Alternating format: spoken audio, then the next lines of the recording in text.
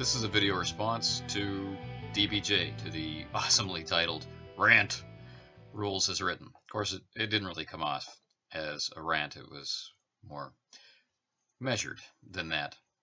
But yeah, rules as written. Rules as written and rulings over rules.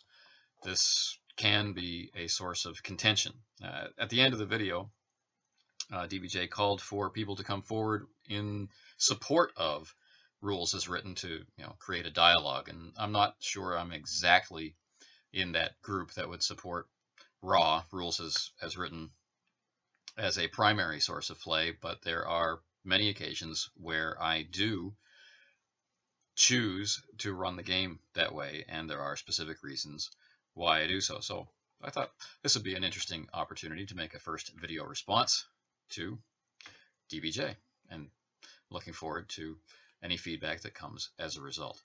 My start in role-playing games was from a fairly confusing time. It was much harder to get information about different games, and the intentions of the designers were less obvious, less discoverable than they are now.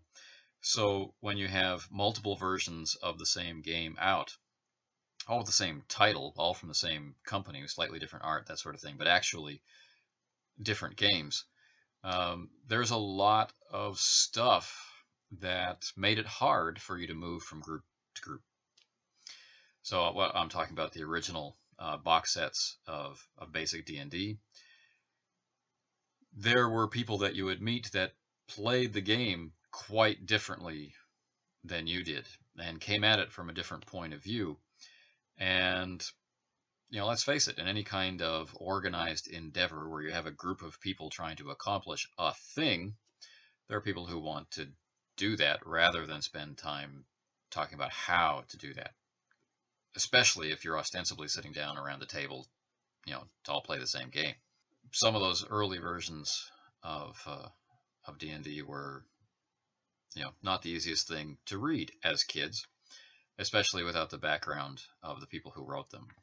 And so I think that the rules as written culture, while it may not have had that label early on, I don't think this is a particularly new thing. And I don't think it's always been that accurate either. I think it's become more accurate over time as some companies and some authors for some companies have been able to invest the time, invest the thought and energy into making the rules comprehensible. This is not always liked, and it's not always adhered to by those designers or writers that follow along after that initial rules release has begun. The rules as written, as DBJ implies in the description to his video, may actually be a myth, but I'm here to actually put forward some suggestions about why playing by the raw might be helpful. I play a lot of different games. I play a lot of different games which approach how they handle the game environment quite differently, which means I spend an awful lot of time learning new games. I don't spend large periods of time playing one game to exclusion. Now, from time to time I will do this. A few years ago I decided I was just going to play Ubiquity games, and that was a really nice change of pace from picking up and learning and running a new game every month. All right. And when you're in the environment of learning a new game every month, the rules as written are quite important. You are learning. Right?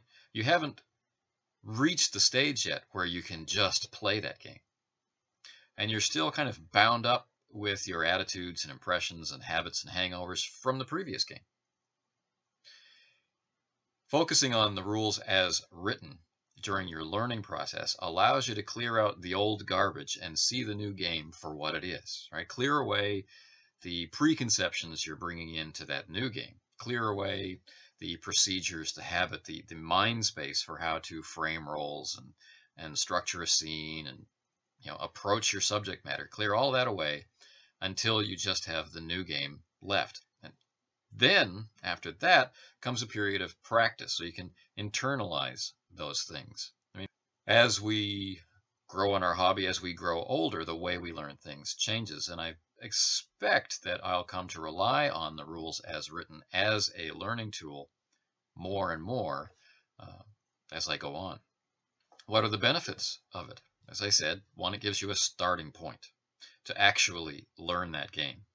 Very often I'll meet people who play a game, or I'll talk to people who play a game, and I'll discover that there's a lot about that system that they don't know, or that they have discarded without trying it. And from my point of view, I find that confusing. Why did you buy the game? Why did you decide to run the game if you're not actually going to explore it first to see how it works? And preference bias comes in here. We really like playing that way, so we wanted to import that to the new game. Okay. From my perspective that I mentioned earlier, I want to experience that new game. So I want to get rid of all of my holdovers from the last game, or from my favorite game, or whatever, so that I can learn something new from this new game, or hopefully learn something new. I mean, just as often as I'm excited by a game, I'm disappointed by a game. And it's my habit, I guess you would say, to put myself in a position where new games are coming in. I have a long period of time to read them and get a feel for them. But then eventually I'm going to want to play them to see what they're really like. As someone who plays a lot of games, we could put it this way: I have a lot of baggage from each of those games. I have habits, holdovers, perspectives, right? There's a lot of garbage in there as pertains to a new game, right? I've played a lot of great games. I've played some games that were less satisfying. I played a few, games that just weren't any fun. Each of them has taught me something. And I think it's important when starting a new game to play that game, not to try and recreate experience from another game in the new game. So a period of time where you play the rules as written as part of your learning process, and sharing that out around the table. I'm not one that actually agrees very strongly with the idea that the game master has to be the ultimate authority on the rules. I think it's very likely that they will become this naturally as play ensues, simply because of their position in the narrative around the table. But, for example, when I started running Fantasy Flight Games' Star Wars game, we thought it was going to be casual. We thought we'd be meeting randomly, and we were all very busy people, and this was a very small piece of time that we could carve out in order to play this game. And so what I suggested to everybody was that they become experts about the things that pertain to their character. At 5 players, each with different occupations, each with different variations on skill trees and things like this. So with gear options and the like that fill up the Star Wars universe, how could I be expected to become, as DBJ says, how could the game master become an expert on all of that quickly enough to get a game going in a reasonable amount of time, and then keep it all straight and not make any mistakes? Memory can be flawed. So I like to work with the group. I like to empower the group to become conscious of, and then become familiar with, and then become experts in the system that we're playing, for their benefit and for mine, right? The X-Wing pilot who's coming in, right, who's locked on his target, I want him to know the systems of his X-Wing really well, to be able to make good decisions, and to be able to just flow with the emotions they're feeling as the interceptors are coming in behind them, and the TIE fighters trying to escape ahead of them. I want them to be able to just act and have the dice be a physical representation of that act. It can't happen if he has to ask me how the system works, or get permission to to do something. At the same time, we will never learn this game system if we don't dip into the books from time to time. So, how did I employ the rules as written, even if this is not my, I guess, my foundation of play, coming as I do from a rulings over rules point of view, where I do need to make snap decisions to fix problems, to fill in gaps in the rules, where I need to address corner cases and, you know, that sort of stuff. That's how I grew up playing. But we're not playing that game. Maybe this isn't a corner case in this rule system. Maybe there are no gaps in this particular area, in this particular rule system. And how am I going to know that unless I learn those rules? I can't just sit down and read a 400-page book and remember it all and be able to use it to interpret action on the fly. But my group of players, each, taking the responsibility, each being empowered to know their own stuff, and there being no ego between them telling me their stuff and me receiving their stuff and having to make a decision from there on. That's the strength of rules as written. Very quickly, we learn the system. Very quickly, discussion about rules drops away. We don't even bring, physical copies of the rules to the table anymore. We know the rules. We have reference sheets with, gear stats and ship stats and that sort of thing. That's really all we need. Is the stuff that we will never need to remember, although if we play the game long enough, we may start to remember over time. So the rules as written is a vehicle into truly learning a game. Now, what you do with it after you learn with it is another question entirely. Right? Does the group decide they don't like the way that damage works, or they don't like the way that social combat works, or they don't like the way that healing works?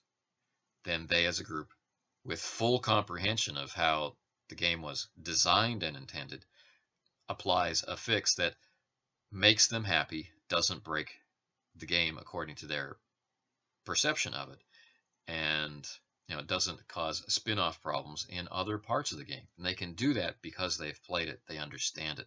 They can all, cogently discuss it and reach a conclusion. I find more often than not, I do play rules as written.